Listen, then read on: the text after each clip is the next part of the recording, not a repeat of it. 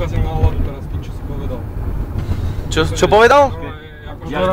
Ja chcem ísť s vami von, ale nie, normálne, akože teraz ti poviem Romko, sa nenevaj, ale ja tam neostávam. Ja ho zavezem k tomu autu, ale ja ho nechcem vidieť. Tak ti to poviem. Za to, čo povedal, že my mu kazíme plány a tieto veci. To kto povedal? On teraz, ty nepočul. Ale však keď sa dohodneme, tak sa dohodneme až... Koľko sme boli dohodnutí? Odkedy sa dohadujeme o tom, že sa bude riešiť túto sobotu grilovačka, pálenica a fušery? No ale pre mňa aj bez auta to ochočne skoro. A ja nemám auto a čo? Ale ide o stretnutí, nielen o to, že či páliš alebo nepáliš. No ale tak... A s rodinou som bol tiež dohodnutý už. To vôbec, si nič také nespomínal. No nespomínal, ale tak... Ja som sa to dozvedel, ale tak rodičia to už plánovali dávno.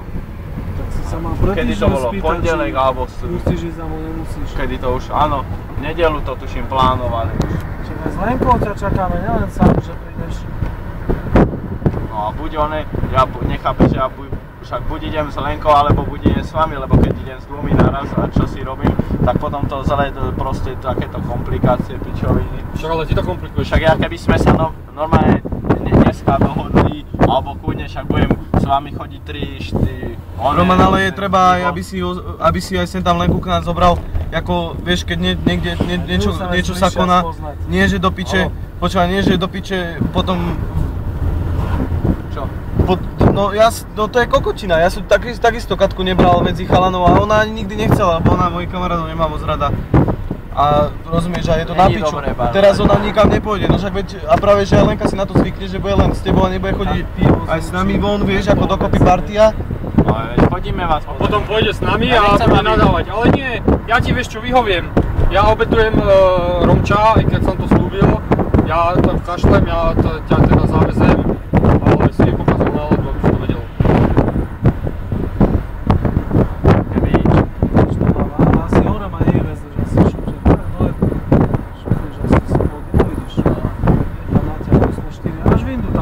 Som vám povedal, že nechajte ma pri aute a vy, že to vôbec, že to piče. Ešte pred stráťou. Brzdy. Tu je.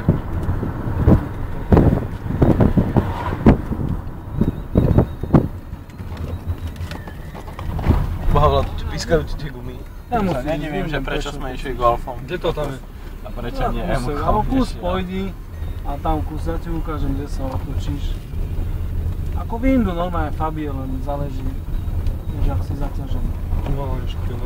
No. A ďalej to viac stúpa. Tu ešte doľava, taká na tej zákrute sa myslím dá otočiť a tam už z takého stúpa. Aj ten vindu, ale neviem, či 4 a 2. Romana, tiež musím ísť Katku o polnoci odviezť a stiahli ma one. Takže idete späť, hej? Kvôli Romčovi vidíš, čo robí. A nejak sa vám už pri aute hovoril, že ma tam nechajte. Vy ste povedali, že to vôbec. No dobre, tak v piči to je, ostanem sám. Pozdrav ho. Dobre. Povedz mu, čo urobil. Jasné. Že to kvôli nemu, ako ja to nevyšlo. Nemám ani. Keby ste ma nechali pri aute a povedali, že dobre, vybav si, tak ja... Ale my chceme ísť s tebou! No však, ale ja hodím... Sami sme mohli ísť aj... No však dobre, ale hovorí, že aby som zaviezol Lenku a potom by sme mohli ísť kľudne a neviem tam byť dokedy, však o to sa nejedná. Tu sa otočíš.